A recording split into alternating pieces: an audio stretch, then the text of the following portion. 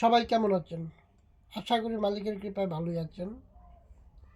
তো আমি এনসিপি শুরু থেকেই বলছিলাম যে এটা একটা বাংলাদেশে একটা চক্র, যে চক্রটা দেখা গেছে দেশে অস্থিতিশীল করার জন্য এই অবস্থাতে গেছে। তো যাই হোক, তাদের প্রথম যে বয়ান ছিল গোলামি না আজাদি, পাকিস্তানি ভাষা।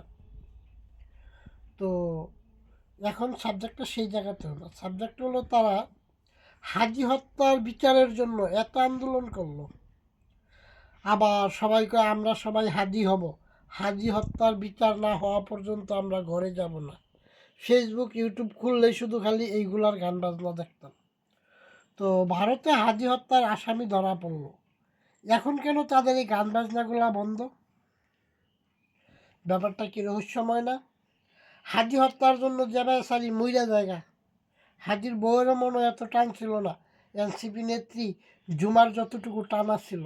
যদিও জুমা নামটার প্রতি আমার একটু বিদ্বেষ আছে অন্য যে কোনো একটা ব্যক্তিগত কারণে, কিন্তু সেই সাবজেক্টে না।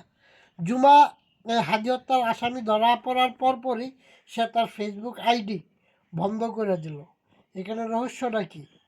এখানে কি এটা বোঝায় না যে ডাল মে কুছ কালা হয়? তারা নির্বাচনের পরপরই সার্জিস আলম বলছে আমরা নির্বাচন মাইনা নিচ্ছি, কিন্তু এখন তারা বলতেছে তারা নির্বাচন মানে না, তারা আন্দোলনে যাবে।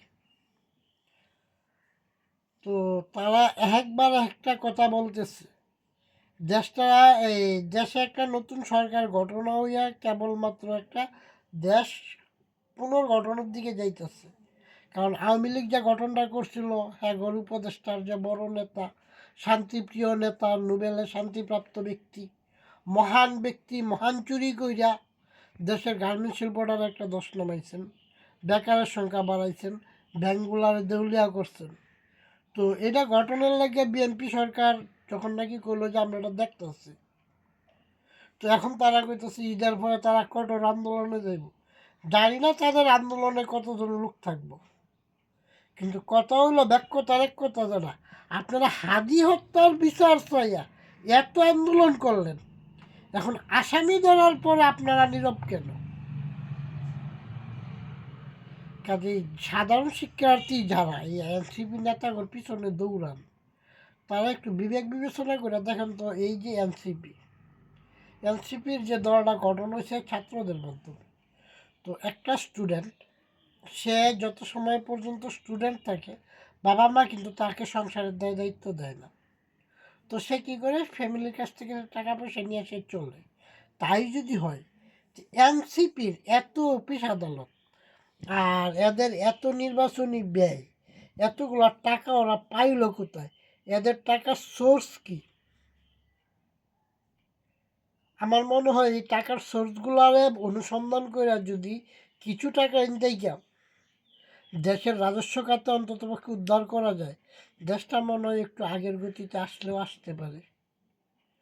সবাই ভালো থাকেন, মালিক সবাইকে ভালো রাখুক।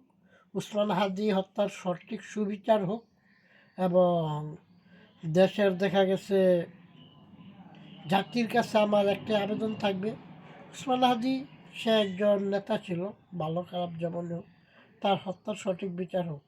সেই সাথে তার কবরটা কাজী নজরুল ইসলামের এখান থেকে সরানো আমার মনে হয় উচিত। কারণ কাজী নজরুল বাংলাদেশের জাতীয় কবি, সে সাম্যবাদী অনেক লেখা লেখছে। তো একজন জাতীয় কবির পাশে এমন একজন নেতা, যার দেখা গেছে সবচেয়ে, যেমন বঙ্গবন্ধুর ভাষণের মূল স্লোগান কী ছিল? জয় বাংলা, জয় বঙ্গবন্ধু, তাই না? বিএনপির ভাষণ কি? বাংলাদেশ জিন্দাবাদ। তো হাজি ভাইয়ের যে ভাষণটা, এনসিপির যে এই ছাত্রছাত্রীদের যে ভাষণটা, তারা স্লোগানটা কি? সাউয়া মাউয়া সিরা পাল, বা সাউয়া মাউয়া সিরা পালা। তো এমন এই আন্তর্জাতিক এই ধরনের ভাষাসম্মত লোকের আমার মনে হয় না জাতীয় কবির সাথে ওনার কবরটা রাখলে দেশ ও জাতির কোনো উন্নতি হবে। কাজেই ওনার হত্যার সঠিক সুষ্ঠু তদন্তের মাধ্যমে বিচার সম্পন্ন করিয়া আমার মনে হয় ওনার কবরটা ওইখান থেকে সরানো উচিত। সবাই ভালো থাকেন, মালিক সবাইকে ভালো রাখুক, মালিক সবাইকে সুবুদ্ধি দান করুক।